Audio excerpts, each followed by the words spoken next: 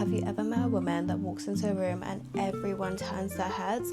That is what I call a magnetic woman. I went to a party the other day and I knew a couple of people there, but I didn't know everyone. And I did my rounds, I mingled, and every single person I spoke to, without fail, said when you walked into the room, everyone stopped to look at you.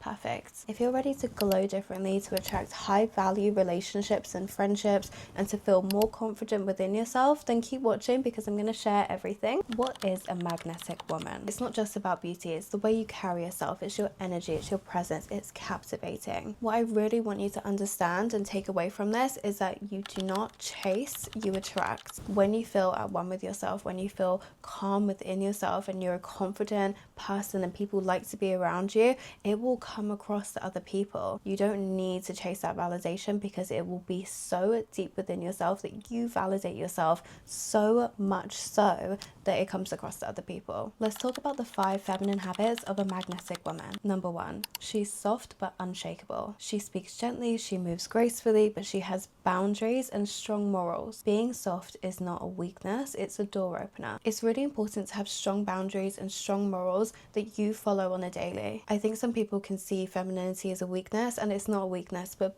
being soft as a person can definitely be seen as a weakness. And why is that? The world is so loud, the world is so harsh, so that when you're soft, it can be seen like people want to walk all over you. As long as you have your morals and your boundaries that you stick to, that you abide to, and that make you feel more content as a person, people cannot walk over you. There's a way that I would like to be treated in a relationship, in my relationship, and it's okay for me to express those needs to a partner. It's also okay for me to set a boundary with my partner. It doesn't mean that they won't like me because I've set a boundary. It doesn't mean that they view me as less because I've set a boundary. If anything, it's more respectable because I have this boundary in place. She romanticizes her life. She wears perfume every day. She uses her most special possessions every day. She sleeps in something beautiful. She takes time for herself. She journals. She doesn't rush to get somewhere. She just flows throughout her day. Things are organized. Things are in place. She spent time organizing things, planning her journey ahead so that she knows where she's going and that she doesn't have to run out of the house, rush, forget this. If we're thinking about romanticizing our life, can we romanticize all of the small things, all the small mundane things like our journey to work? That can be romantic. Listen to some jazz, or I love classical music when I'm on the tube. I usually have my headphones in, I'm listening to something classical, and I read my book or I journal at the same time. You can do whatever you like. She speaks with intent and warmth. She speaks with love, wisdom, and calm. She's inviting. People lean in to talk to her. One tip that I have here would be don't give compliments for the sake of giving compliments. You know, when someone gives you a compliment and you want to give them a compliment back, it can come across disingenuous if you don't actually mean it. Also, don't feel forced to give someone a compliment because they've given you a compliment. It's perfectly acceptable to just say thank you so much and move on. If you like someone's hair, then say that you like their hair. If you don't like their hair, then don't mention their hair. It's one way to stay authentic. She prioritizes her energy. Again, this world is fast, loud, chaotic. You don't have to let that have such an impact on who you are. If you find yourself constantly repeating yourself or tied up in drama, maybe you're arguing with your boyfriend or your partner, or you're arguing in your friendship group, you don't have to do any of those things. You don't have to be tied up in drama. You don't have to argue with your boyfriend. You don't have to argue with your friendship group. You can step back and say, actually, this is too much for me. This is draining my energy. I don't want to be involved in this. And that is perfectly fine. And that's you setting a boundary. Step back from the situation. You don't have to over-explain yourself. You don't have to say, this is why I'm right. This is why you're wrong. This is why I think like this. It's okay to just step back and say nothing. She leads with her femininity. Don't feel pressured to pull out your masculine side. People are genuinely shocked by femininity sometimes. I get it in my comments, and I think I'm pretty, calm. You can just do what you like to do.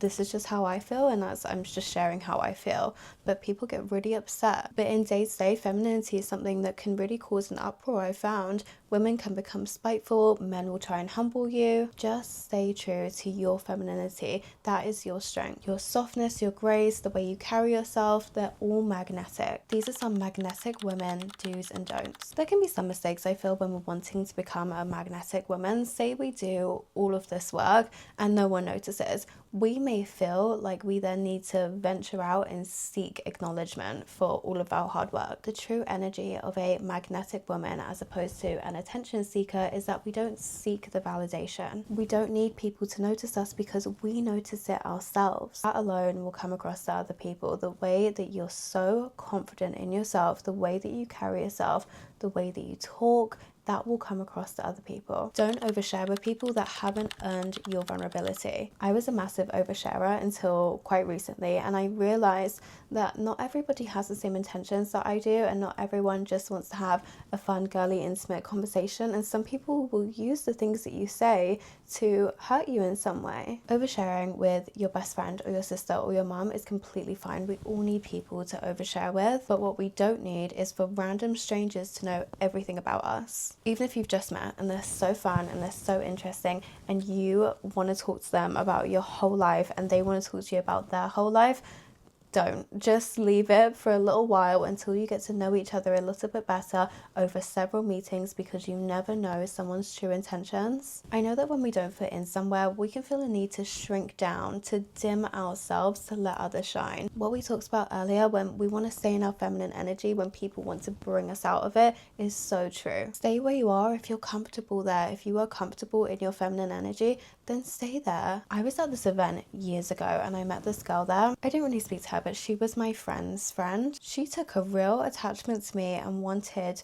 to center her whole evening around me. She kept asking me questions that were really invasive and I found quite rude. It seemed like she wanted a reaction from me. She wanted to maybe make me annoyed or uncomfortable. I don't get annoyed very easily, so this didn't work on me. But she made a point of asking if my nose was real in front of everyone. I'm always pretty open about the things that I've had done, and also I knew everyone there apart from this one girl, so I said, yeah, I have fillers in my nose, so I guess my nose isn't real, but that's what I've had done. And she made a big song and dance about it. You paid for your face, you did this, you did that. And I was like, is that an issue? Is there a problem with that? I'm not telling you a lie, I'm just telling you, you asked me, and here you go. I'm quite open about work or treatments or anything like that, and you can go and pay today and have your nose done. I don't see anything wrong by it if that's something that would make you more comfortable. But she wanted so bad for me to snap out of my energy, out of my feminine energy, my calmness, so that she could have a reaction. And she wanted to make me feel insecure and to humble me. But I had exchanged very few words with her the entire evening. I was late to the event. I said hello to her when I came in. I introduced myself. I learned that she's my friend's friend. I said, oh, so nice. How did you guys meet? But she formed an attachment and wanted to humble me. And that's super weird. But the thing is, that's the type of things that will happen when you are a magnetic woman and you are at peace with your feminine energy and you come around women that aren't like that. They can feel really insecure about that and become really spiteful, and that's the things you have to watch out for. Especially, I'm a girl's girl. I love women. I would want to surround myself with women all day long. I love my friends, my sister, my mom. But if you wanted to talk to me about, you know, you carry yourself like this, how can I carry myself like this? I'd be more than happy to tell you. But there's egos and pride that people have, and with men, if they don't feel like they can obtain you, then they want to humble you. They want to humble you down to their level so that they can obtain you. And men are the absolute worst with this because they're so transparent, they're so see-through. I can see what you're doing and it freaks me out, so I'm gonna leave. It doesn't mean that you have to change who you are. You just have to understand the weight that you carry has an effect on other people, but you need to stay true to you. The way that you carry yourself is number one, and you don't need to shrink down, become less of yourself so this girl doesn't say something or that man doesn't do something. Always dress for the feminine gaze. Dress in a way that makes you feel incredible, makes you feel beautiful and happy and good. That's what we're focusing on. Don't dress to fit into some idea of femininity or some idea of perfection, because it doesn't exist. You can dress in a way that makes you happy as a woman and makes you feel good as a woman, and that will come across to other people. It all starts with you and how you feel, and I feel like that's a really common theme that I've been going through when I've been talking today. Just, hey, I feel magnetic. I feel a magnetic energy pulsating through me because I love what I'm wearing today. I love my hair today, or I love the perfume that I have on, or I wore my really special earrings that my mum gave me. Anything like that that makes you feel good will make you instantly magnetic. When you look good, you feel good. I had a friend ask me the other day, do you think sexy is a feeling? And I said, yeah, of course. Let's say you found the most beautiful bra. It's lacy and silky and sexy, but it's 3 sizes too big. So now you have this gaping hole where you should be filling it out. Would you feel sexy in that? I wouldn't. I would feel sexier in a black t-shirt bra that fit me correctly, because I feel sexy wearing it. It's not about the item, it's not about the thing, it's about the feeling that comes with it. Always be warm and kind, but also be selective. Don't let everyone in. Not everyone deserves to warm their hands off of your fire. It's okay to say no to things that don't align with you as a person. And if you've changed and you no longer want to accept something that you would have accepted a while ago, and that was second nature for you to accept that thing, that's also fine. You don't have to stay in a box. Even if you put yourself in that box, you don't have to stay in that. You can leave whenever you like to leave. You have free will. You can set a new boundary whenever you want to and say, hey, this no longer works for me. I would feel better this way. Even if you've been in a relationship for 5 years and you want to say to your partner, hey, this thing actually that was fine at the start of our relationship, I'm no longer fine with. And if you want to be together forever, indefinitely, then I need this thing to change, and this is a new boundary that I'm setting. These are some personal tips that I wanted to share. I used to think that being magnetic came from being perfect or being the most beautiful in the room. It doesn't. It comes from the grace that you exude, your energy. That's what magnetic comes from. Being feminine and holding grace in a world that's fast, loud and chaotic will always be a superpower. I do things to myself all the time. It's my way of centering myself back. I have a me day or I have a me morning. If I can't have a full me day, a solo day to do whatever I want to do, then I have a me morning and I say, okay, I'm going to wake up at 9, and from 9 until 12, that's my time. Phones off. Don't call me. I'm not doing any work. I just want to spend 3 hours with myself doing whatever I want to do. Maybe I want to have my everything shower. Maybe I want to go shopping. Maybe I want to take myself for lunch. Maybe I just want to journal for a bit and read for a bit. Or maybe I just want a bed roll. I don't know, but those are the things that I want to do just for me. You can too. Let's say you live with your partner. You can say to your partner, hey, I'm just taking this morning to myself. I'm going to be in here. I'd really appreciate it if I could just be in here alone so I could have my time to myself. Or you can say, hey, I need an hour to myself. I'll come downstairs when I'm ready. I'm just having some me time.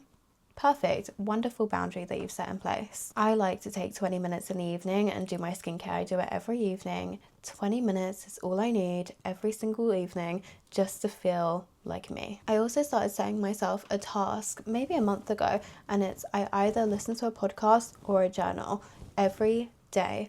At some point in my day, I need to find 20 minutes to listen to a podcast or 20 minutes to journal, and I have to do one of those things. And it's a nice little grounding moment for me. Always, always, always dress up, not down. Who cares if you're dressed up for something small? You will feel amazing, and that's what counts. Invest in a cute pair of kitten heels and wear them every day, even like a sweet little ballet flat or something. Higher heels to evening events and boot heels in winter. My biggest tip is be aware of your body language. Try not to slouch, try not to rush. There is elegance in movements. Don't run around town. Being magnetic isn't something that you can fake. It's something that you become, or you learn to become, by being confident and sure of yourself and tapping into that feminine essence. I love talking to you as usual. Thank you so much for listening. When this video ends, take a moment, tell yourself something that you love about yourself. You can comment something that you love about yourself. It always makes me really happy to see things that you love about yourselves.